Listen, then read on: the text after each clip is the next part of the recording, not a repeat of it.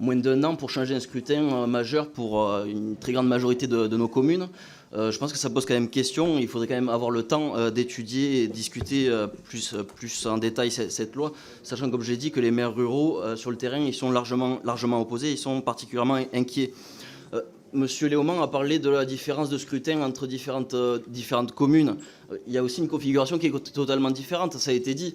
C'est pas la même histoire que de trouver donc 16 hommes, 16 femmes dans un conseil municipal, dans une ville où il y a plus de 10 000 habitants, que dans une commune de 100 habitants.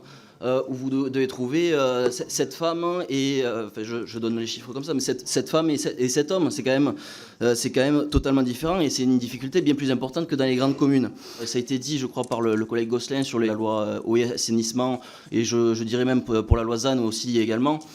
Toutes les communes n'ont pas les mêmes problématiques, chaque territoire a ses particularités, on ne peut pas standardiser l'ensemble des lois, l'ensemble des modes de scrutin, l'ensemble des textes.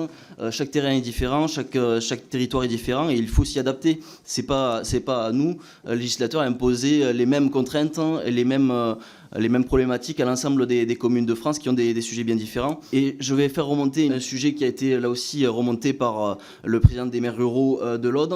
Dans les communautés de communes, par exemple, vous n'avez pas la parité pour les vice-présidents. On va imposer à des communes de 100 habitants de mettre la parité pour la liste et pour les adjoints. Et dans les communautés de communes de 30 000 habitants, par exemple, vous n'avez pas de parité sur les postes de vice-président. Commençons à balayer devant notre porte. Je pense qu'effectivement, là, si on s'attaque aux communautés de communes, on va peut-être toucher certains barons locaux.